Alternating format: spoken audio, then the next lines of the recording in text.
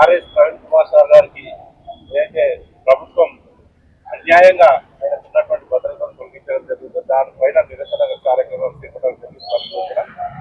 మరి గౌరవ నాయకుడి గారి యొక్క పిలుపు మేరకు ఈ యొక్క కార్యక్రమం నిర్వహించడం జరుగుతుంది. పెద్దలందరూ కూడా పేరు పేరున సంఘాలు కానీ పార్టీ అందరూ కూడా పేరు పేరున ఈ యొక్క విషయం లోపల తెలంగాణ రాష్ట్రం కూడా ముఖ్యమంత్రి గారు ఏదైతే నిర్ణయం తీసుకుందో దాన్ని అంతా కూడా మేధావులు కానీ విద్యార్థులు కానీ ప్రతి ఒక్కరు కూడా దాన్ని తీవ్రంగా వ్యతిరేకించడం. ఈరోజు ఈ రాష్ట్రంలో జరుగుతున్నటువంటి పాలన చూస్తే కదా పాలకుని కానీ చూస్తుంటే సొంత ఎజెండా మాత్రమే తెలంగాణ ప్రజల మీద జరుగుతుంది.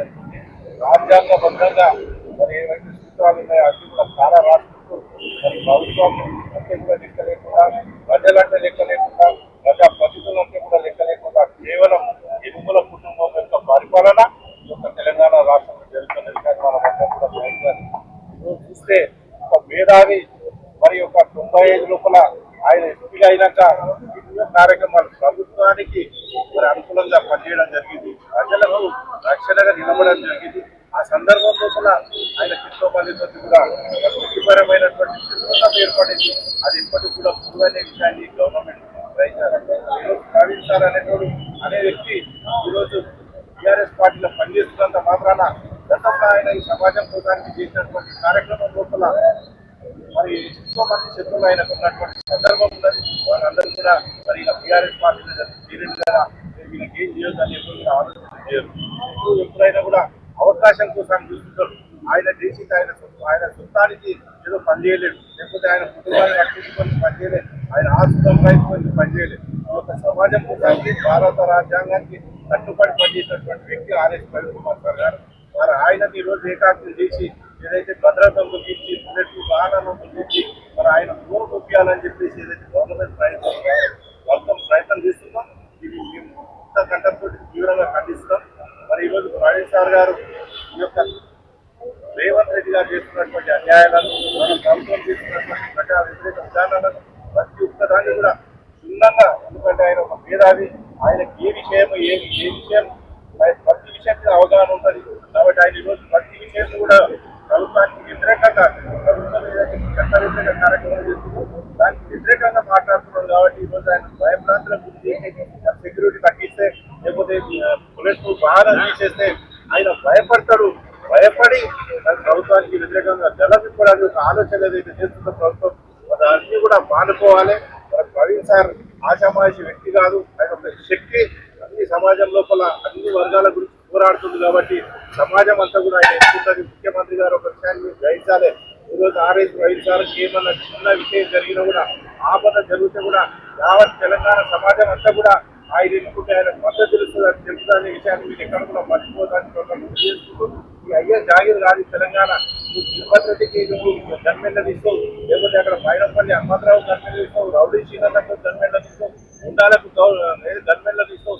ఇష్టం ఉన్నట్టు నీకు ఎవడైతే దోషి పెడతాడో, ఎవడైతే నీకు దాచి పెడతాడో వాళ్ళందరికీ కూడా పోలీసు వ్యవస్థ మీరు వాడుకొని వాళ్ళకి రక్షణ కల్పించి వాళ్ళు దోసుకోవడానికి ఎదురెక్టగా వాళ్ళకి అందరికీ కూడా మీరు లైసెన్స్ ఇస్తున్నావు. మరి ఈరోజు ప్రజల కోసం పనిచేసే వ్యక్తులు చాలా మాజీ ఎమ్మెల్యేలు కూడా ఉన్నారు.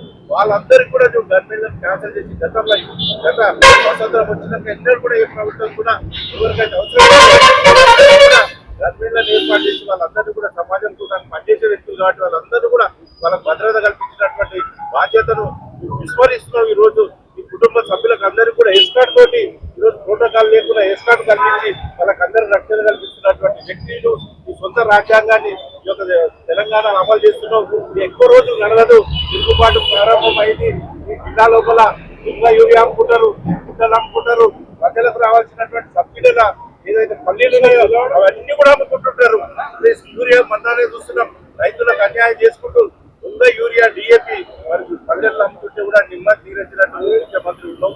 వీటి మీద నువ్వు దృష్టి పెట్టు, మేధావుల మీద కాదు దృష్టి పెట్టాల్సినటువంటి విషయాన్ని గుర్తించాలని చెప్పేసి ఖచ్చితంగా రాబోయే రోజుల్లో ప్రవీణ్ సార్ గారితో సంపూర్ణంగా ఆయన భద్రత పునరుద్ధరించే దగ్గర ఉద్యమాన్ని ఆపొద్దని చెప్పేసి సంపూర్ణ సహకారం అందిస్తామని అందరికీ కూడా తెలియజేస్తున్నాం. జై తెలంగాణ, జై ఆర్ఎస్. గారి నాయకత్వం వర్ధిల్లాలి. జై తెలంగాణ. జై తెలంగాణ. ఆర్ఎస్పీ గారికి భద్రత వెంటనే కల్పించాలి. ఆర్ఎస్పీ గారికి భద్రత వెంటనే కల్పించాలి. కల్పించాలి. ఈరోజు ఒక దురదృష్టకరమైనటువంటి రోజు. రాక్షస పాలనకు ఇట్లాంటి నిర్ణయాలే నిదర్శనం. ఈ భారతదేశానికి భారత రాజ్యాంగాన్ని అనుసరించి ఒక్క గొప్ప మేధావి ఈ దేశానికి అనేక సేవలు అందించినటువంటి ఆర్ఎస్ ప్రవీణ్ కుమార్ సారు వారి భద్రతను నిర్దాక్షిణ్యంగా తొలగించి ఈరోజు మరి పైశాచిక ఆనందం పొందుతున్నటువంటి ప్రభుత్వం, ఈ ప్రభుత్వానికి వ్యతిరేకంగా నిరసన గళం వినిపించడానికి మా పరిగి నియోజకవర్గం నుండి అన్ని మండలాల నుండి వచ్చినటువంటి మా టిఆర్ఎస్ పార్టీ నాయకులకు, స్వేరో మిత్రులకు, స్థానిక మున్సిపల్ కౌన్సిలర్లకు, మా నాయకుడు మా మాజీ ఎమ్మెల్యే మహేష్ రెడ్డి గారి ఆదేశానుసారం ఇక్కడ వచ్చిన మిత్రులు అందరికీ పేరు పేరున ధన్యవాదాలు తెలియజేసుకుంటూ, ఇది నిజంగా ఒక కుటిల నిర్ణయం. భారత రాజ్యాంగం అనేది అందరికీ సమానమైనటువంటి ఫండమెంటల్ రైట్స్ ఇచ్చినటువంటి రాజ్యాంగం. ఆ రాజ్యాంగంలో ఉన్నటువంటి వ్యక్తి మన ఇక్కడ ముఖ్యమంత్రి గారు. మరి ఆయన ముఖ్యమంత్రి అయ్యిండు, ఆయన కేవలము వ్యక్తిగతంగా ఆయన ఏదో చేయాలని ఒక ఈ తెలంగాణ రాష్ట్రం లోపల అనేకమైనటువంటి అలజడులు సృష్టిస్తూ ఇట్లాంటి నిర్ణయాలు తీసుకొని వారు ఆనందం పొందుతున్నారు. మరి ఆర్ఎస్పీ గారి సేవలు ఒకసారి గుర్తుంచుకోవాలి. ఆయన నీతిరు లాటరీ ముఖ్యమంత్రి కాదు.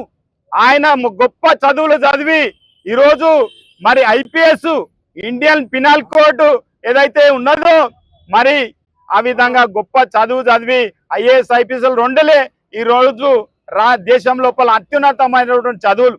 మన గొప్ప చదువు పూర్తి చేసి ఎక్కడ కూడా ఒక మెరిట్ లోపల ఒక ఐపీఎస్ పాస్ అయ్యి అనేకమైనటువంటి సేవలు ఈ భారతదేశానికి అందించినటువంటి వ్యక్తి ఆర్ఎస్పీ గారు.